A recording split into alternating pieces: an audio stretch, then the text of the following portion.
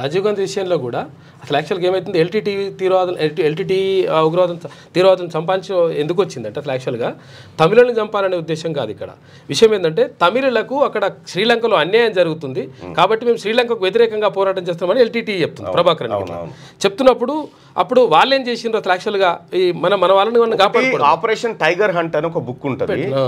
Operation tiger hunt అంటే LTT Prabhakaran ఎట్లా వేటాడిర్రు, ఎట్లా liberation of Tamil ఈలం tiger LTT అని ఉంటుంది. ఆ టైగర్ ఏది ప్రభాకరన్ ఎల్టీటీ అని ప్రభాకర్ని ఎంత చాకచక్యంగా చంపిరు, ఏం జరిగింది, ఆయన ఎట్లా వేటాడిరు అనేది ఒక జర్నలిస్ట్ రాసిండు.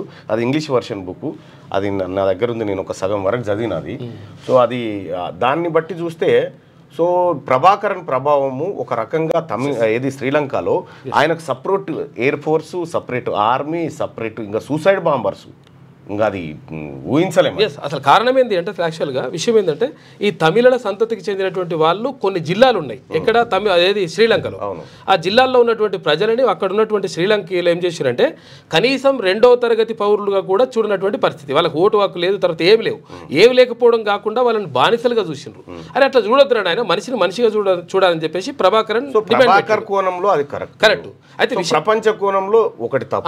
అయితే ప్రపంచ కోణం ఎప్పుడు వచ్చిందంటే అసలు యాక్చువల్గా నిజంగా చెప్పాలంటే అక్కడ జరుగుతుంది అన్యాయం. ఈ అన్యాయం మీద పోరాటం చేస్తుంది ప్రభాకరన్ చేస్తుంది న్యాయమే, కానీ న్యాయ పోరాటమే.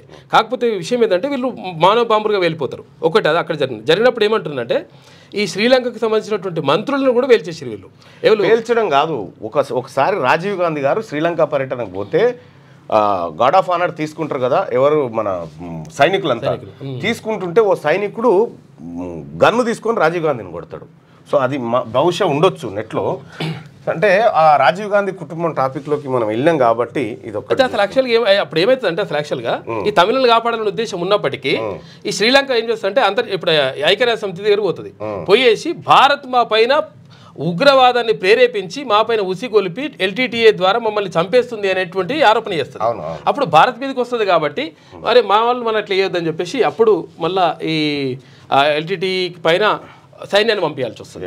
సైన్యాన్ని పంపిస్తావా మా పైన అని చెప్పేసి ఇదే రాజీవ్ గాంధీ గారు అక్కడికి పోయినటువంటి సందర్భంలో రాజీవ్ గాంధీ గారు అక్కడ సైనికులది వందనం స్వీకరిస్తూ ఉంటాడు. ఈ సందర్భంలో ఈయనే రాజీవ్ గాంధీ గారు.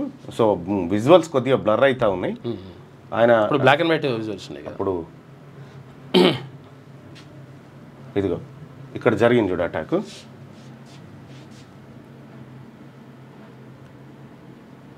అగో ఇక్కడ అటాక్ జరిగింది రాజీవ్ గాంధీ గారి పైన. సో దీనికి అంతటికీ ఇదే కారణం. అయితే శ్రీలంకన్ ఆర్మీలో కూడా వీళ్ళు తమిళ వాళ్ళు ఉన్నారు అక్కడ, కొంతమంది జాయిన్ అయ్యారు. రైట్. క్యూ న్యూస్లో పనిచేయటకు వీడియో ఎడిటింగ్ మరియు SEOలో అనుభవం గల జూనియర్ ఎడిటర్స్ కావాలను సంప్రదించవలసిన నెంబర్ 8688926084.